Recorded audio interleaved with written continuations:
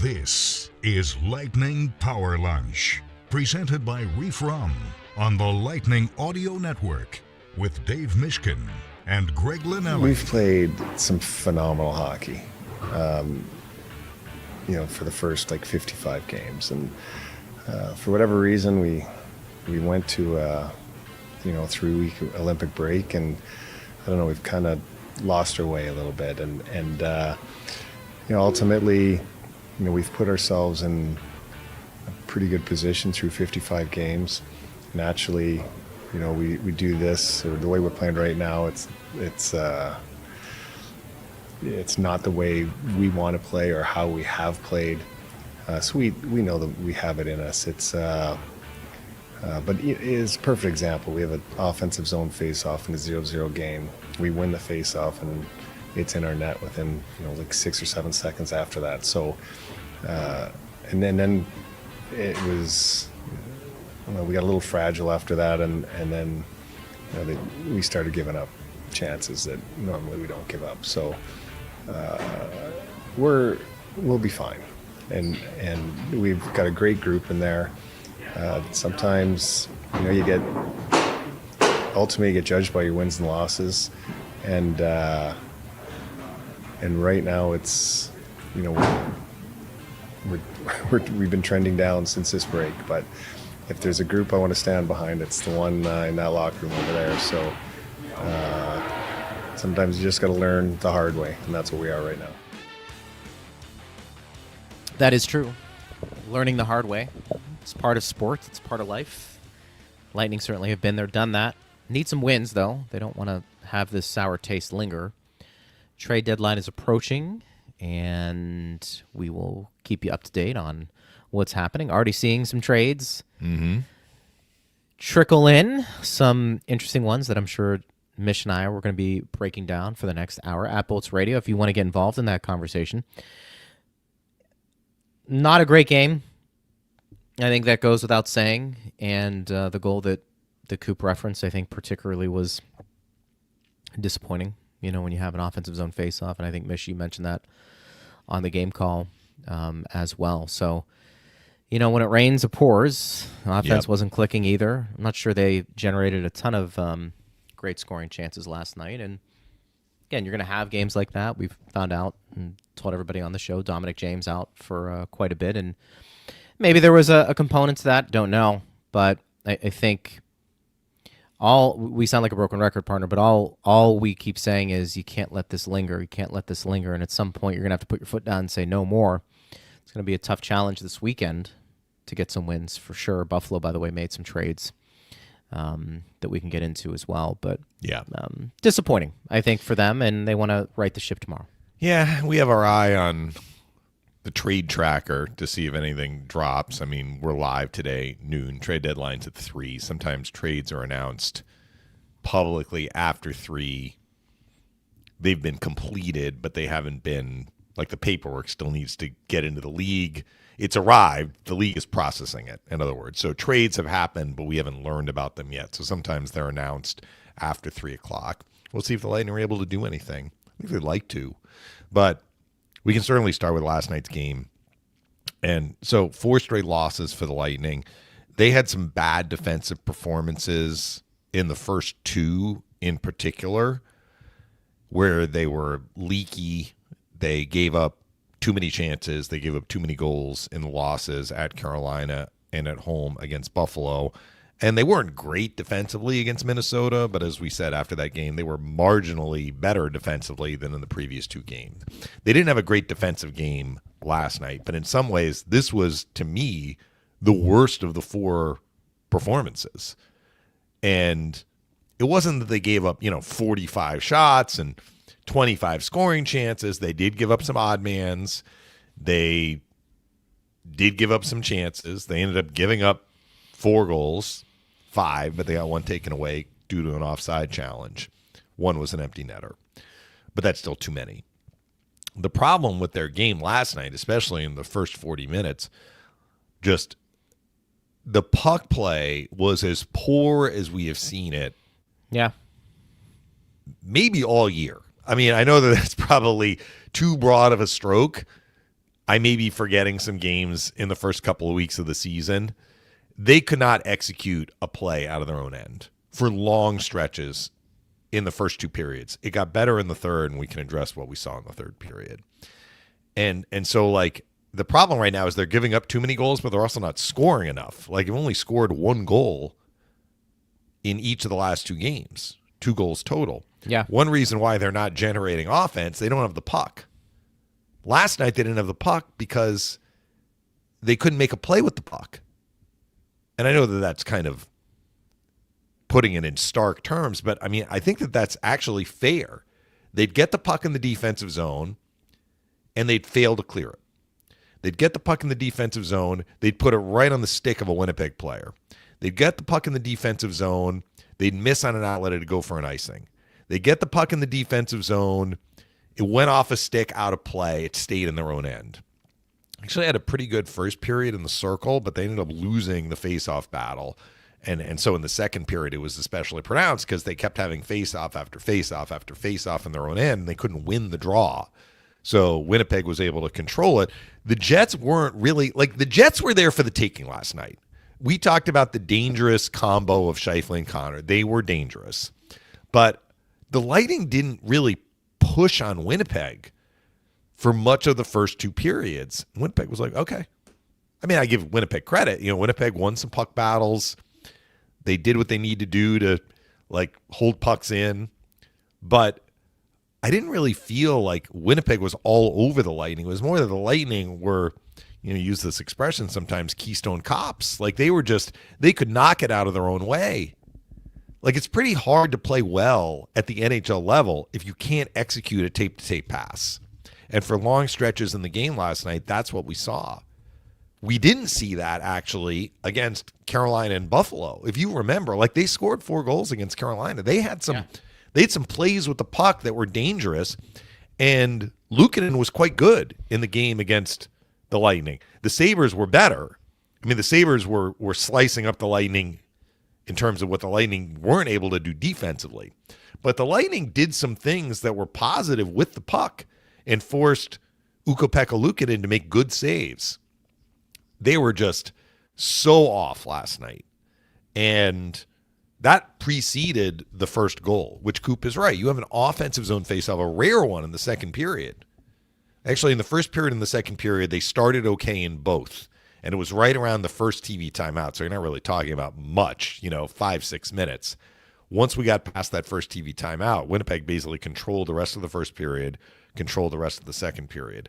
Lightning get an offensive zone faceoff fairly late in the second period, under 5 minutes left. Braden Point wins the faceoff, and the Lightning lose the puck. Tanner Pearson made one of 2 really good plays last night to lead Winnipeg up the ice, or at least to goals for Winnipeg. And he got in on Moser, basically forced it out to center ice, and then kind of got in Moser's way, took out Moser. I mean, it wasn't interference, but he took himself out too. The problem was the Lightning didn't have a forward back either. So it was Radish and 2 Winnipeg players, and they had the shot, save, rebound, goal on the 2-on-1. And then the one at the end of the second period was kind of the same deal, where the Lightning had the puck in the offensive zone, lost control, Winnipeg counters, Lightning are messed up with their tracking, and Scheifele gets an open look from the left circle and is able to put it in. That's a killer goal with 18 seconds left. But what I noticed after the first goal went in, and I think he even said it on the air, was the word that John Cooper used, fragile. It's like that first goal went in and the Lightning unraveled even more. But you can't make the argument that they were playing well before the first goal. The third period was by far their best period. I know they gave up 3 goals. 1 was taken off due to the offside challenge. But they played with more urgency. They were more decisive with the puck. They generated some chances. Hellebuck wasn't busy last night, but he did make some isolated saves, key saves in the first 2 periods. He was more under pressure in the third period. He was good, as he usually is. Gave up a goal to Point on the power play, but he stopped everything else that the Lightning threw at him. I think they finished with 12 or 13 shots in the third period. So they had chances to get back in the game in the third period. Actually, they finished with 15 third period shots. They might have had 1 or 2 late. And they made it 2-1, but kind of like the Minnesota game, they gave the goal back soon after. this wasn't a muff by Vasilevsky, but it was Pontus Holmberg, who's been one of the most reliable defensive players the Lightning have had this year and very strong on the puck. Tanner Pearson pushed him off the puck in the defensive zone, went to Taves. Lightning now are out of position, and Nyquist, who hadn't scored a goal all year, but has scored in his career before. Like, he has some offensive talent. He went into the top of the net, and it was 3-1, and you could just feel like, are you kidding me? Like, this is going to be a tough mountain to climb up. Although the Lightning did generate chances. I mean, Kucherov and Point actually off the rush had a little bit of a 2-on-0, and Hellebuck made a really good save. He was sharp last night. So that was the game in a nutshell for me. The Lightning were really subpar with their puck play in the first 40 minutes and probably got what they deserved, a multi-goal deficit. They tried to battle back in the third period. It was good to see them play with some jam and some juice and some urgency, but they were pressing, and because they were pressing, they gave up some counters, even though none of those went in the net. The one that went in the net was a D-zone turnover again, where, Tanner Pearson made a play. Like, he checked Holmberg off the puck and stole it, and Nyquist had a finish. So it's kind of like it's building right now. Like, the losing is feeding on itself, so that when the Lightning take a little bit of a gut punch, they're not able to push back as well as they were able to when they were winning games. So it's kind of a wash, rinse, repeat, Greg. Like, we're going on the show again. We're saying, like, the Lightning have to play better, and they're going to have to play better if they hope to turn it around. But to turn it around, like, they need to play better to turn it around, and once they turn it around, that will help them play better. But right now, we're in the other cycle. They're not playing well, which is extending the losing streak, and the losing streak is weighing on them and leading to them continuing to not play well, if that makes sense. So they face a team that's also scuffling big time. Toronto has not won a game since the Olympic break. They got a point, I think, in one of the games with a shootout loss. But it's a tough back-to-back. Buffalo is absolutely rolling. They're the opponent on Sunday. So we'll see if the Lightning can at least get one win this weekend. Again, they don't need a ton of points to kind of settle things down here and secure their playoff spot, but they do need points. As I said, like, they're not gonna just sit at 80 and get in the playoffs. So they're gonna need to turn things around and start picking things up. What do we got here?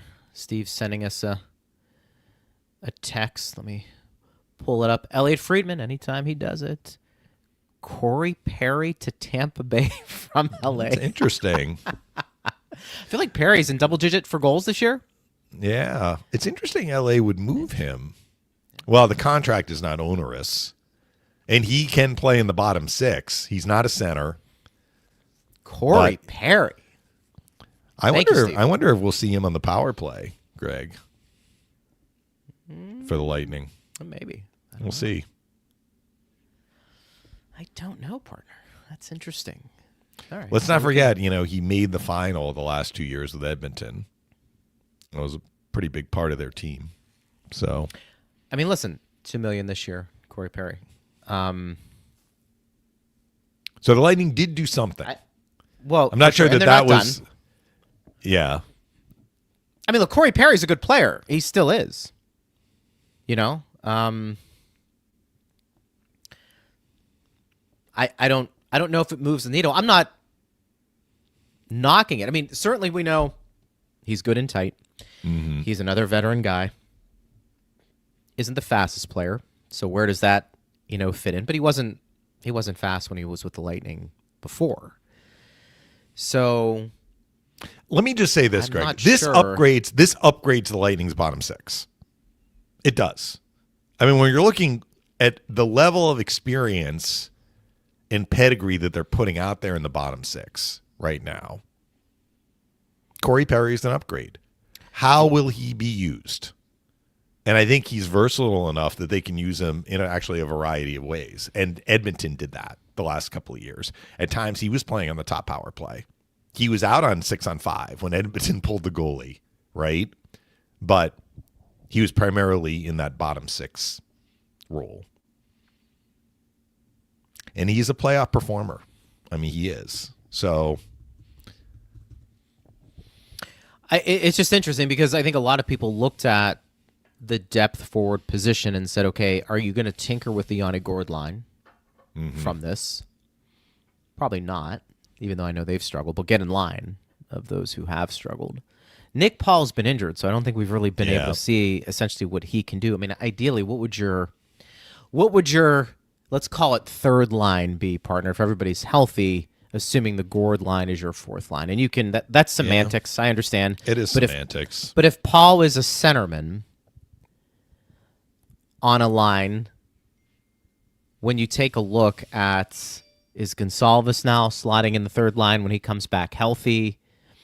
Is this more of, look, James is out, so we need somebody, maybe to take that spot somewhere? Mm-hmm. Somebody, who's this? Jason says, guess the Bolts are losing in the finals now. Corey Perry jinx. Well, look, he helped them get to the final. I'll say that in 2022. They did go on the first round, which so was did you the see second this? year with the team. Frank Saravelli is saying the Kings are getting a second-round pick. Yeah. Look, based on, teams are trading, I will say, fairly high draft picks to get, we'll call them depth forwards. We're seeing that. Colorado gave up a first and a fifth to get Nick Waugh. Fogle went for a fairly high draft pick.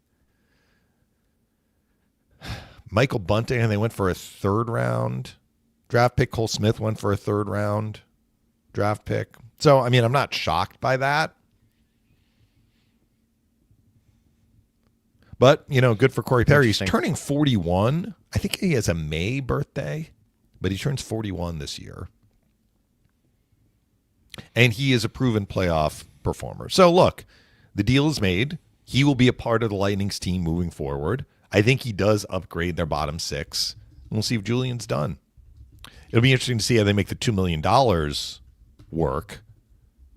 They may need to send somebody down to create a little bit of money here, because we heard they were up against the cap. May 16th is Perry's birthday. So the Lightning hope that he'll be celebrating his birthday while their season is still ongoing. They all come in now. It's interesting. We may get more, but look, Corey Perry, I don't know if it moves the needle for a ton.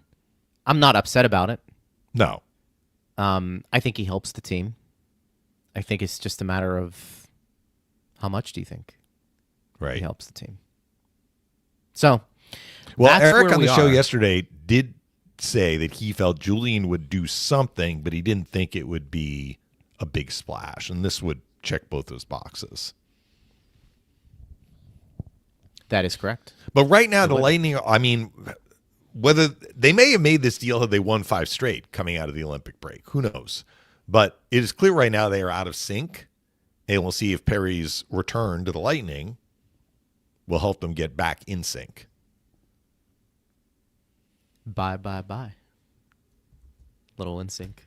The group at Bolts Radio. If you want to get involved, let's see here. What do we have?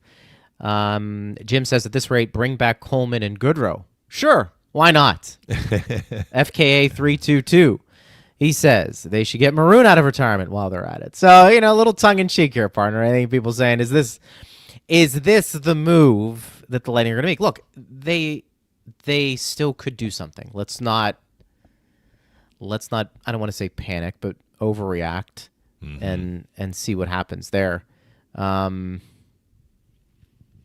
This question.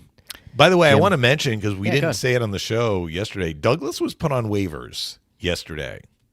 So we're going to find out at 2 o'clock if he clears. Again, as I mentioned, Utah, because it's the same year the Lightning claimed him from Utah. Utah can claim Douglas back and send him directly to the minors.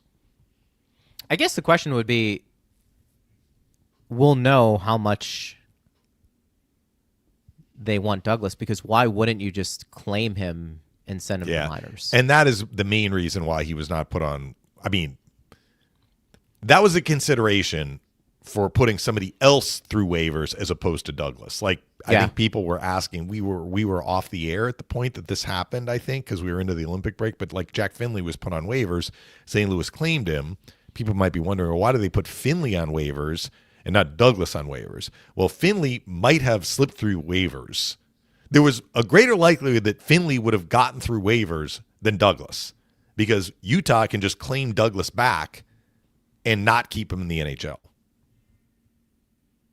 But now they did put Douglas on waivers. So we'll see. Unless I have the rule wrong, but I remember when the Lightning claimed him, it was explained to us that this lasts for the rest of the season, basically.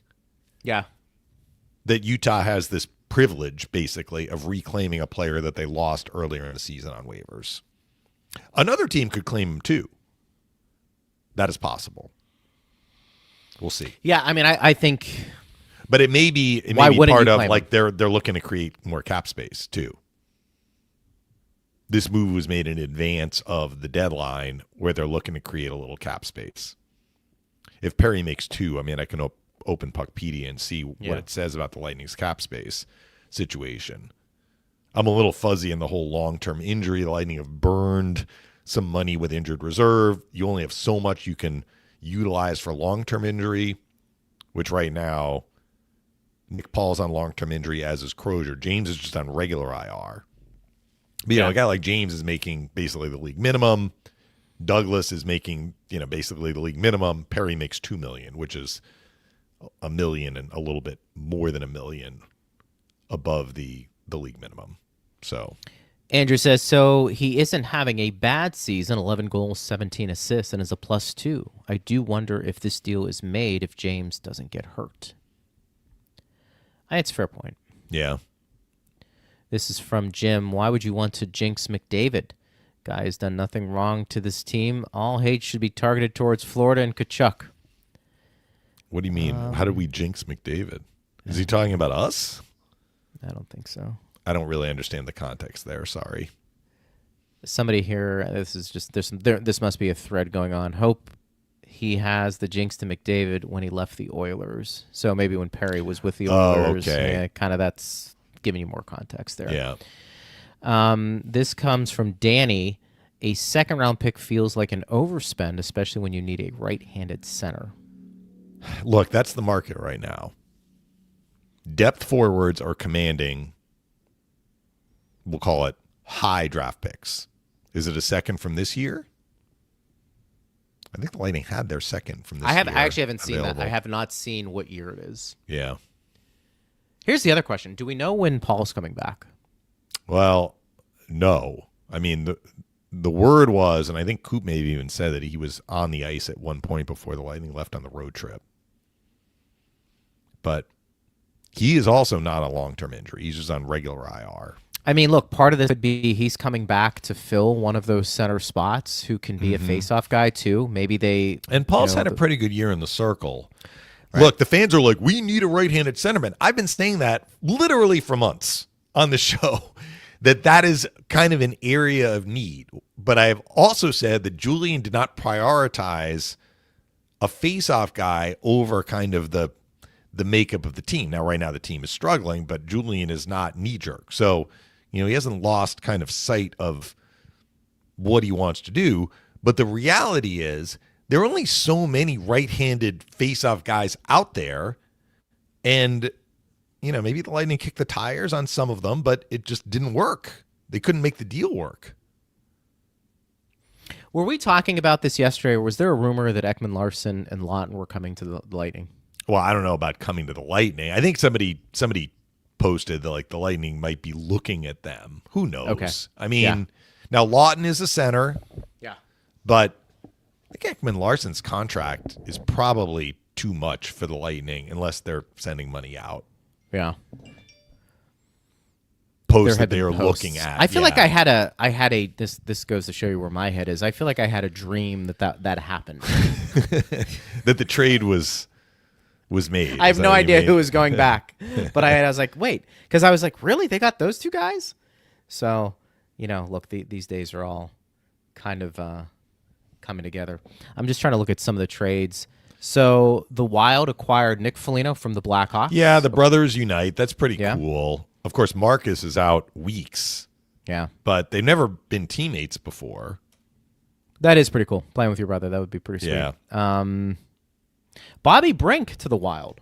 Yep. Now that was somebody had posted like the Lightning might be looking at Bobby Brink. This is one of these. The Lightning are looking at this person. The Lightning are looking at that person. Is it possible, as Eric said, that Julien is doing due diligence and kicking the tires on some of these guys that might be available? Yes, but Bobby Brink went to. Did he go to Minnesota? Is that what you said? Yes. Yeah. I'm actually on the I'm on Puckpedia for the Lightning here. It may be a little early for them to have placed Did I see Perry Garland on the roster. Did you Garland, see Sam Carrick? Yeah, Sam Carrick went to Buffalo. Now he is Buffalo. A depth right-handed centerman. Buffalo got him. Buffalo also acquired the two guys who were kept out of the lineup last night for Winnipeg, Luke Schenn and Logan Stanley. So they were unable to get Parayko, but they got two defensemen from Buffalo. James, by the way, is designated here on LTIR, which makes sense. So on LTIR, you have Paul, James, and Crozier. And according to Puckpedia, the Lightning are about $1 million under projected cap space, but they have $3.1 million available in current cap space. So the projected, I don't really know enough about what this means. Like you have a current cap space number and then you have a projected cap space number. So it's possible the Lightning have the cap space to add a Perry, but they're going to have to make moves before the end of the season to be cap compliant. It means they are into LTIR money now. Okay, thank you, Steve. So they can make the deal, in other words. Garland. They're just dipping into LTIR. Sorry, go ahead. No, it makes sense. Garland to the Blue Jackets, who are playing well right now. To the Blue Jackets, yes. Blue Jackets are playing very well. I wouldn't be surprised if Columbus gets into the top three in the Metro. All of a sudden, the Islanders and the Penguins have lost a couple of games. Did you see what Malkin did yesterday to Dahlin? Well, Dahlin ruffled some feathers.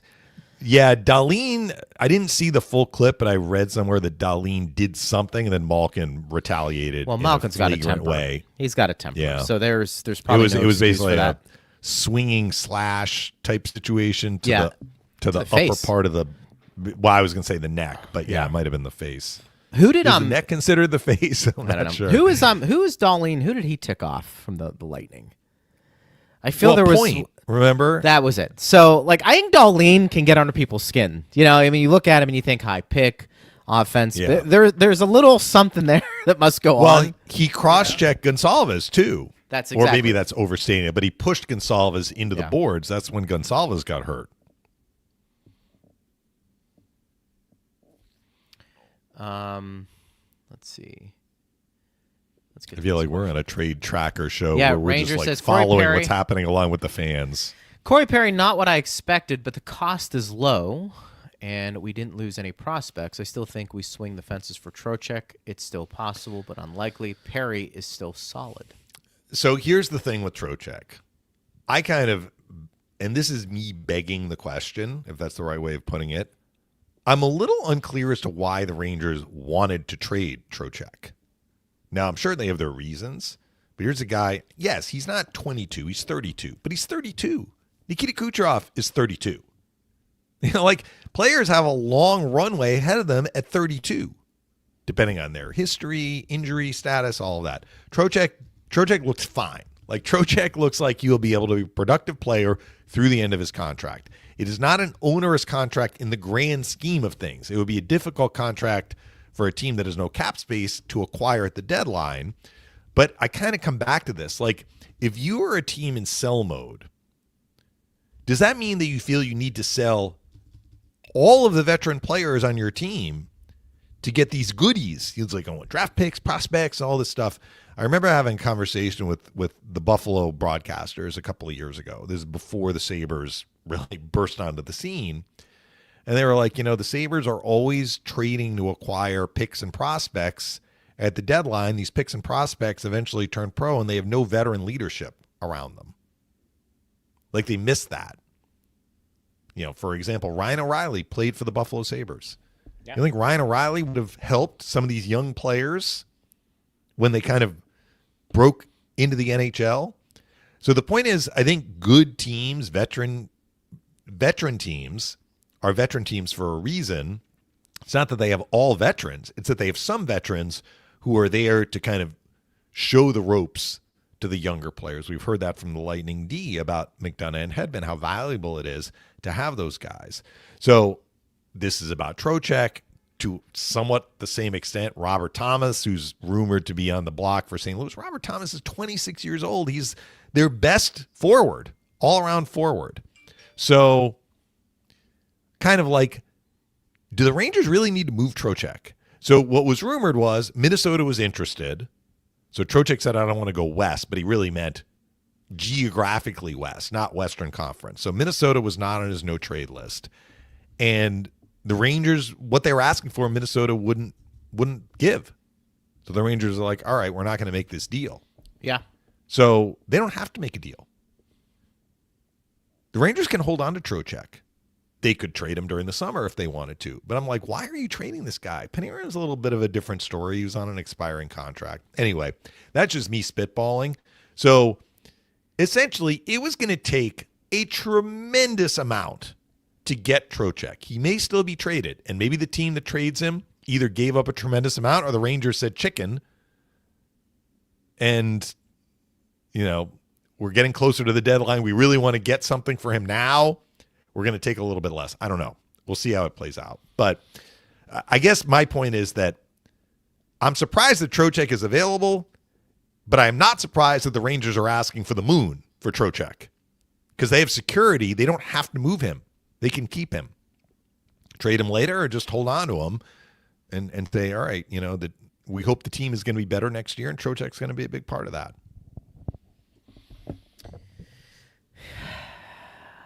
By the way, that is not my phone that is going off for those of you who are asking. I have mine on silent if you can hear it in the background.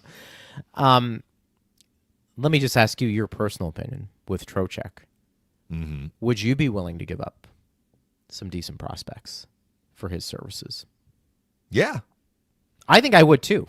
Because I mean, again, I'm not in management. I would not move Sam O'Reilly. We talked about that. I think that even if you had Trocheck for a few years.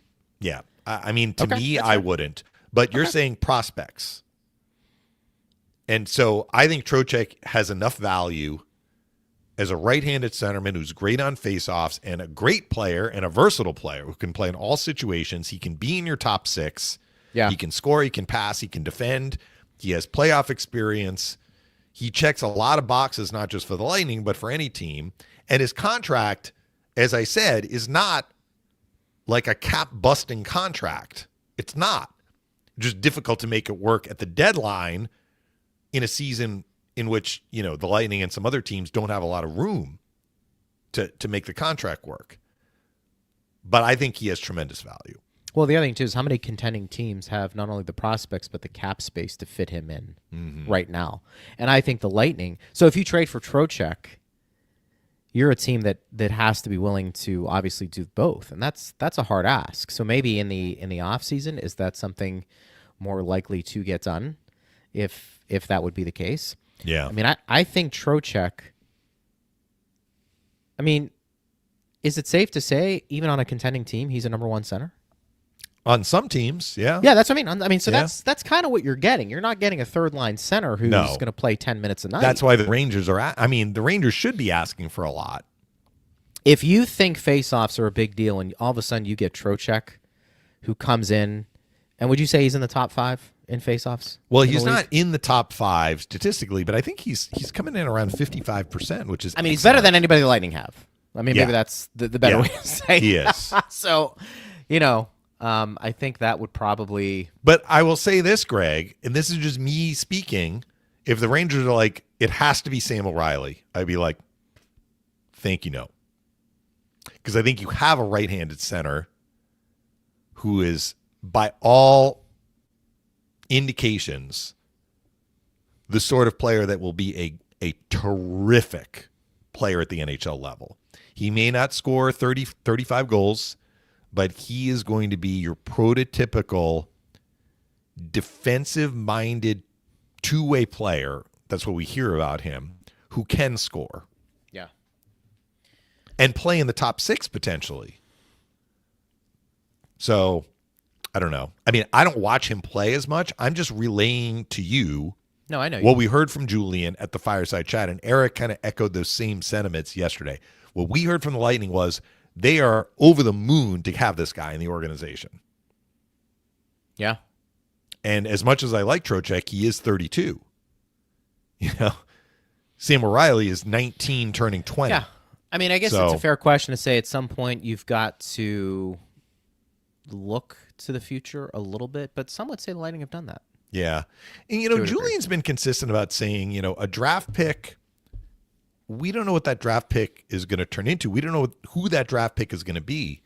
This is different. O'Reilly is no longer a projected draft pick. He is a player. Like, the pick has been made, right? The Lightning have the player. They see the player's trajectory. They understand the value of the player. That is different than trading away a second-round pick. Yeah. So we often talk about picks and prospects. They're not exactly the same depending on the prospect, depending on what you know about the player who has actually been picked. This pick was not, by all indications, a swing and a miss. This is the opposite. So you asked me my opinion. I gave it. Who knows what's going to happen in the deadline? I'm sitting in a hotel room giving you my opinion. I'm not at some kind of like decision desk with a phone. You're not at the decision desk? You don't have something in your ear? Well, I guess that's more the Steve, ask if Julian can come on real quick. I know he's not busy. Yes, he's not busy at all. He's not getting it done. Perry would be coming from honestly, LA. I don't know if he's going to get on a plane today, but I would expect that he'll play tomorrow for the Lightning. One deal By the done. way, tonight, we got 2.5 hours left before the deadline. So, but while you're waiting, enjoy some Reif Rum. Yes. Smooth, versatile, now pouring at Benchmark International Arena. Order a Tropical Wave or a Lightning Mule and taste why fans are switching. Reif Rum is a premium craft Florida local rum built on authenticity, quality, and easy drinkability. Ask for Reif Rum by name. Go Bolts. Please enjoy responsibly. Hungry for says, oh, this is a good one. We have to put this one up here. Hungry for power lunch. I need some Reif Rum after that one, boys. That was very difficult to watch. The Lightning bumbling their way through the first two periods and just serving up turnover after turnover after turnover, just errant passes that were going down the ice for icings. Mutt says Buffalo also looks dangerous. They got better at the deadline. Yeah, they're definitely going for it. Good for them. Yeah, good for them. So this is what I'm going to say about Buffalo. The Lightning see them on Sunday. I think Buffalo is an excellent team. I was impressed with them when we saw both games, actually. They won decisively in the second game, but they looked good in the first game, too. They are on some kind of roll. Jarmo Kekalainen is like, okay, I want to make moves at the deadline. Let's see how these moves may affect Buffalo. Sometimes you don't want to upset the apple cart. Now, the guys they sent back in the Winnipeg trade were Isak Rosén, who was kind of a tweener guy. I mean, he played in the first game against the Lightning, but didn't play in the second. And Jacob Bryson, who was kind of their seventh defenseman. I mean, he was in, he was out. Depending on who else was healthy.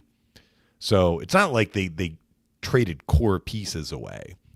But you are adding guys now. How are they going to integrate? They're really in a groove right now.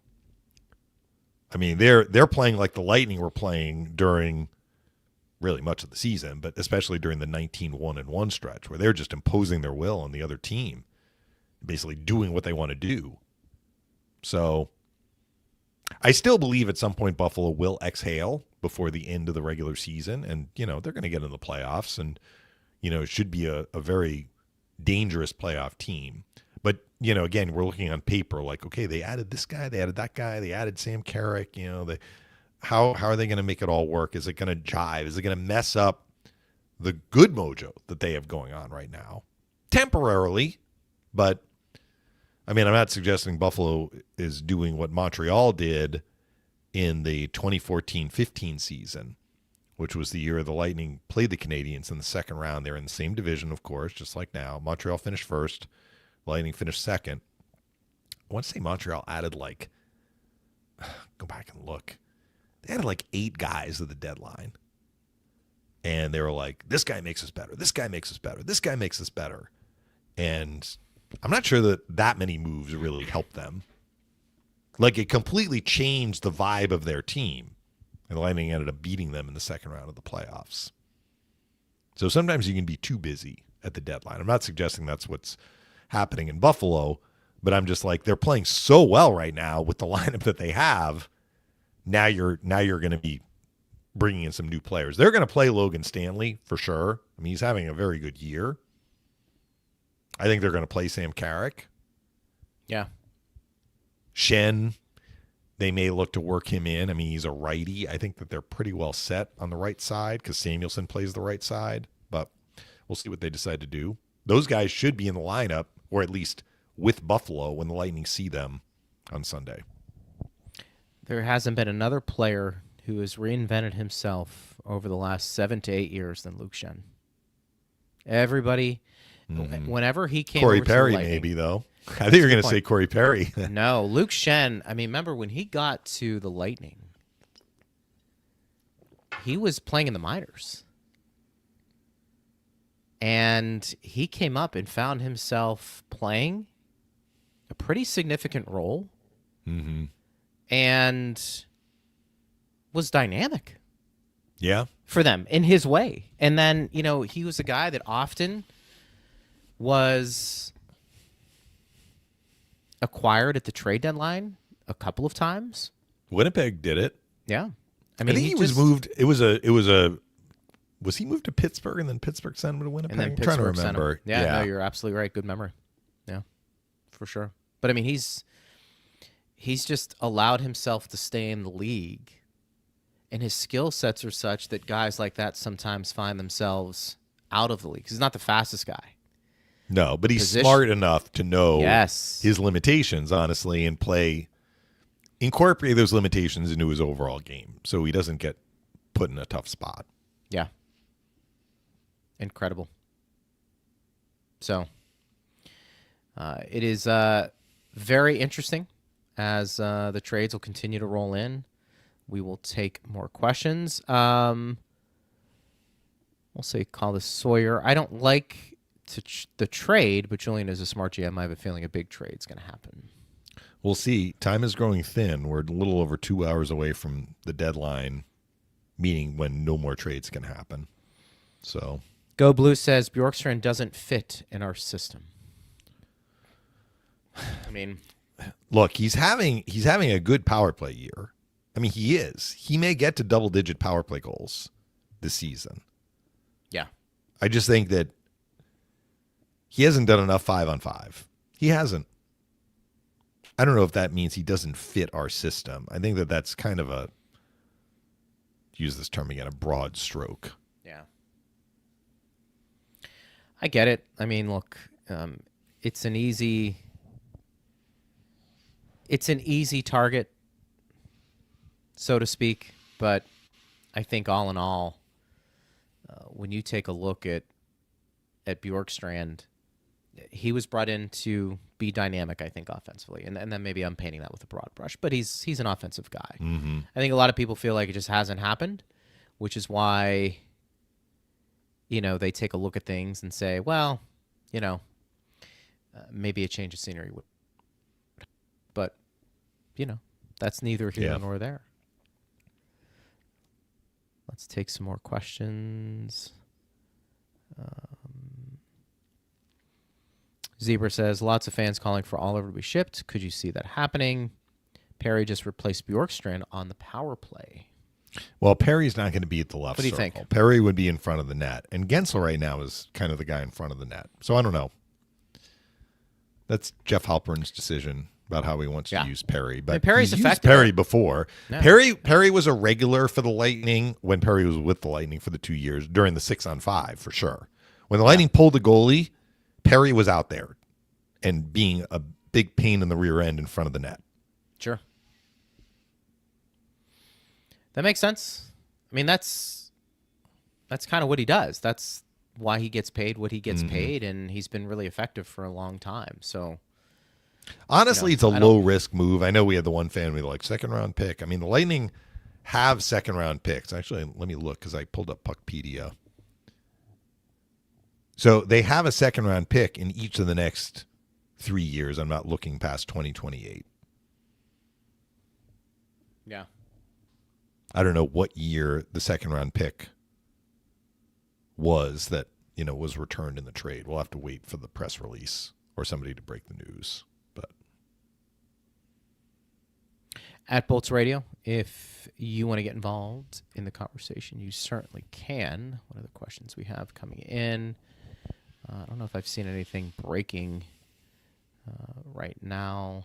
Just going to check the trade ticker. Nothing really updated there. by the way, I did see that midnight last night was the time when teams could expand the roster. You still have to be cap compliant. Yeah. But you don't need to be at 23. For sure, it's after the trade deadline, but I think it actually went into effect essentially at, midnight last night.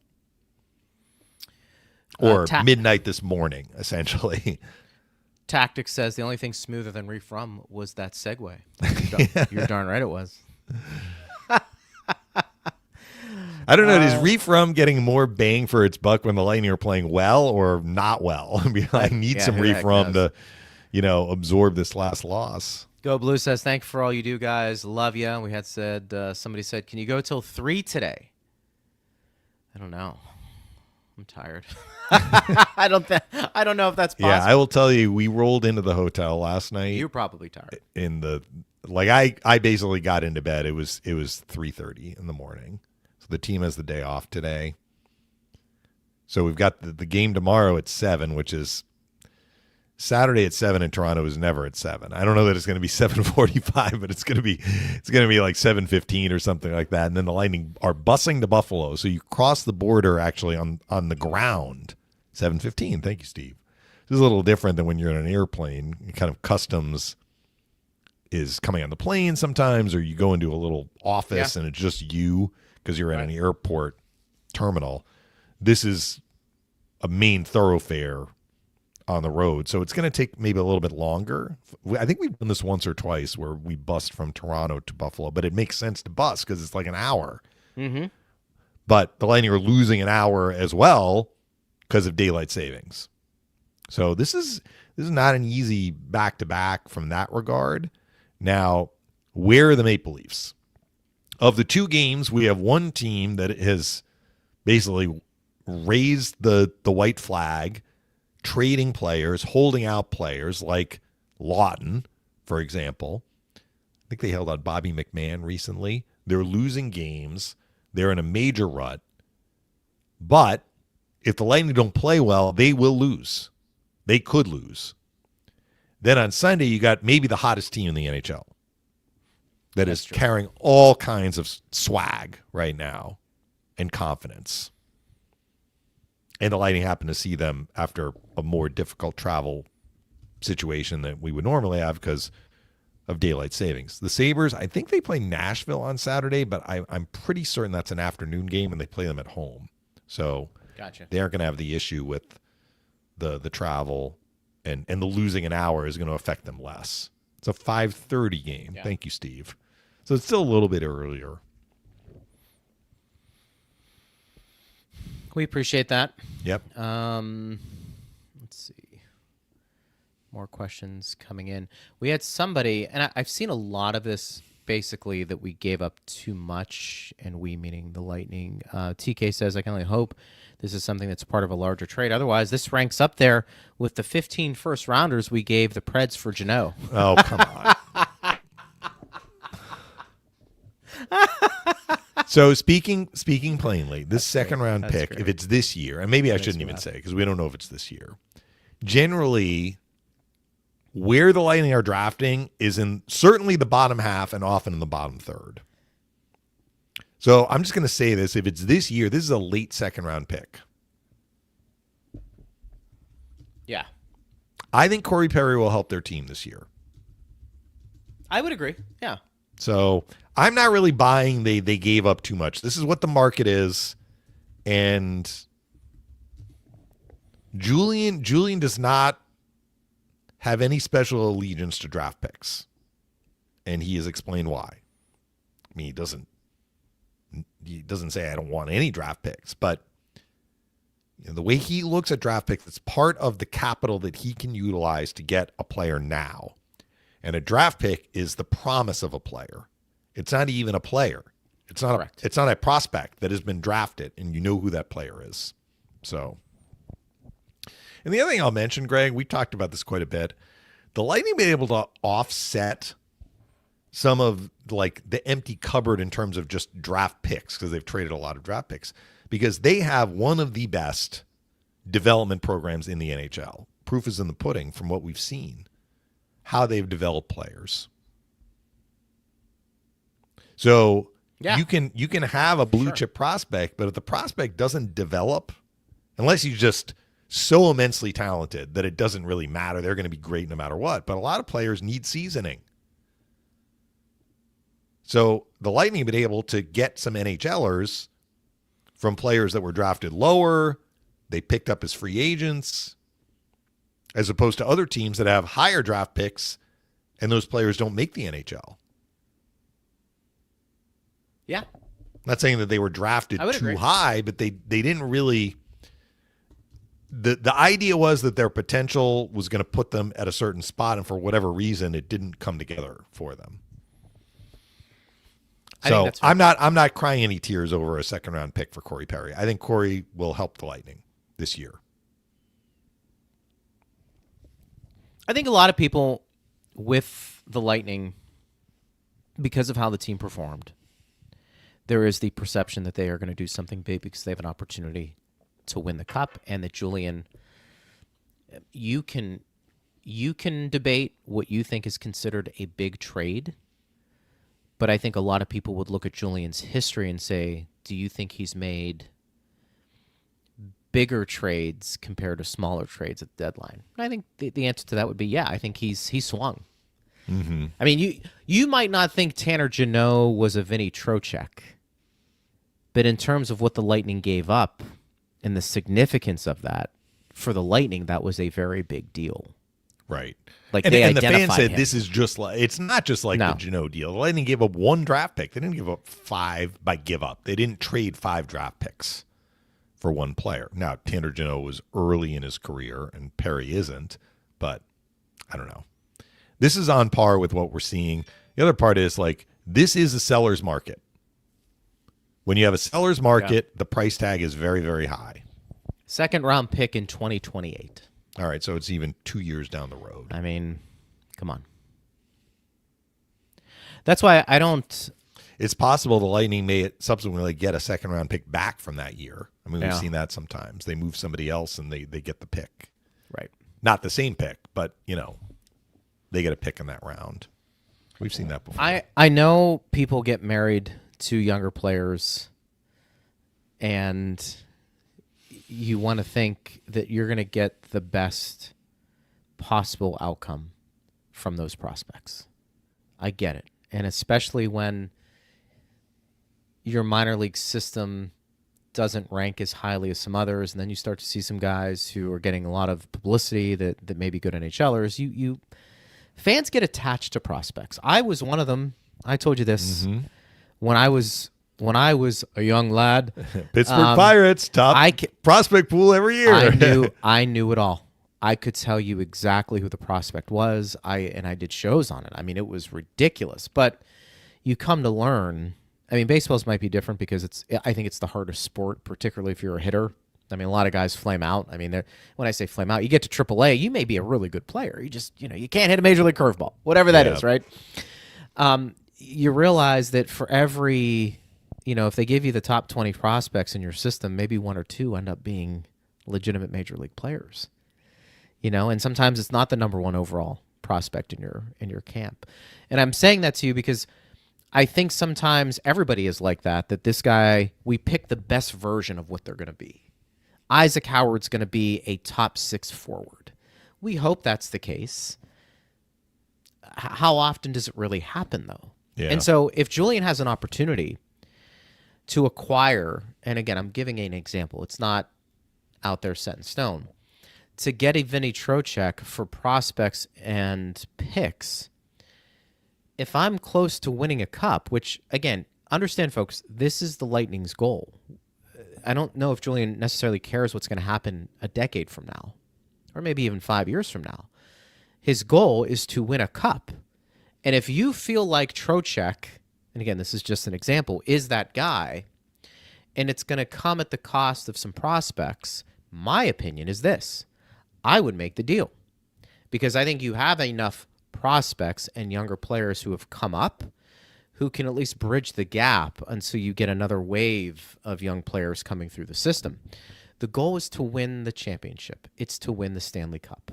I think Vinny Trocheck moves that needle more than most.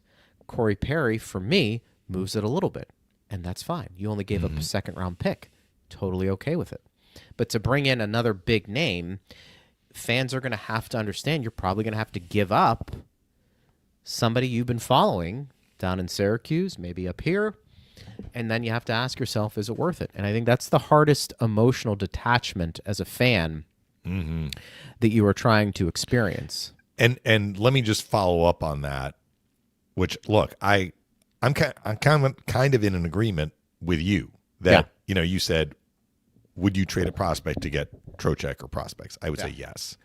But there comes a point where you can't just get involved in the silly season. Like, you have to keep a cool head about what is being asked.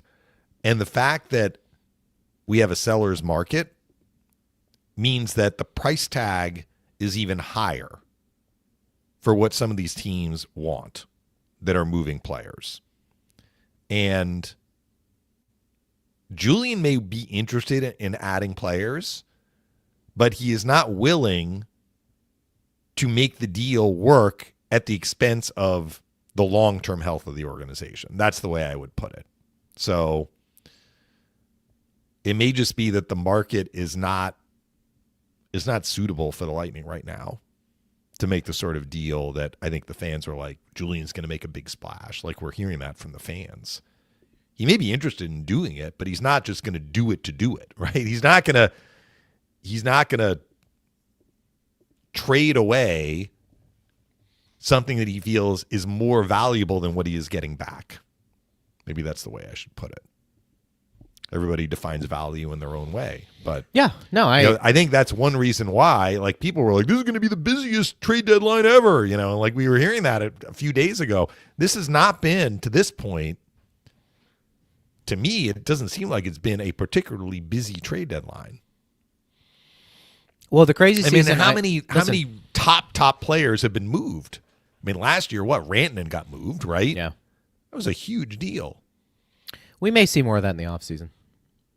Right, but we're talking about the deadline right now. Correct. That's what I mean. For this season. The crazy season, you don't want to get caught up in it, and maybe that's it right now. Because you have some teams who are desperate to make a push and are willing, and the team that's selling knows that. Let's get one last call in here. Trade talk is interesting, guys. This is Aaron, but this team looks very bad right now. I need to see something different in these next two games. Why don't we end on that? I mean, all right, so maybe they lose these next two games and they have a 6-game losing streak. Doesn't mean they're on the verge of missing the playoffs. It doesn't mean that they still can't turn it around when they come home. So, yes, they need to get better. I don't know that we are going to say, like, if they don't get better in the next two games, the season is lost. Yeah. It's not. There are teams that are rolling right now, too, that may hit a rut between now and the end of the regular season. Yep. We don't have a long way to go, but we still do have a long way to go. I was thinking about this, Greg. You know how long this losing streak has lasted for the Lightning? Tell me. 8 days. We rolled into the hotel and, like, it was a week ago yesterday that the Lightning were in Carolina with a 21-1 record. So the games come quickly. The Lightning's quality of play has been low. They've deserved what they've gotten. But we're basically talking about a week plus. That's really nothing. We've got several weeks left. The Lightning have time to turn this around. So I'm not a big fan of, like, arbitrary lines in the sand about, like, or what? The fan is going to stop watching, paying attention. You said 8 days a week. I thought we were going to sing some Beatles. Yeah, well, we mentioned the Beatles the other day. 8 days a week. That's another good go. one. Let's Yeah. go. Anyway, keep a steady hand. I know it's very easy not to as fans. And look, I was getting frustrated last night too. I don't like seeing them not play well. Way below their standard, way below what we've seen for most of the season. But they do have time to figure this out and turn it around. And I'll repeat what I said several times already in the show. I think the addition of Corey Perry will help their team. Yeah. So just in time for Buffalo. Just in time for Buffalo. Yes. Get a little fire and Toronto. Up there. Yeah, for sure. All right, partner, great job. As always, you and I, if something does happen, probably can touch on it briefly during our pregame back and forth if it's big enough. But then we'll have a recap on Monday. Yes. For our show, noon to 1. And I'm sure our fans will have an opportunity to reach out and we'll talk about it. But it was a lot of people tuned in for this episode. I can tell you that. So thanks for the contributions, fans. 100%. And partner, I will catch you tomorrow for the broadcast. Talk to you tomorrow. Great work. Thanks, everybody. We appreciate you guys. As always, thanks to Steve Versnick. I am Greg Linnelli. You've been listening to Power Lunch on Lightning Radio.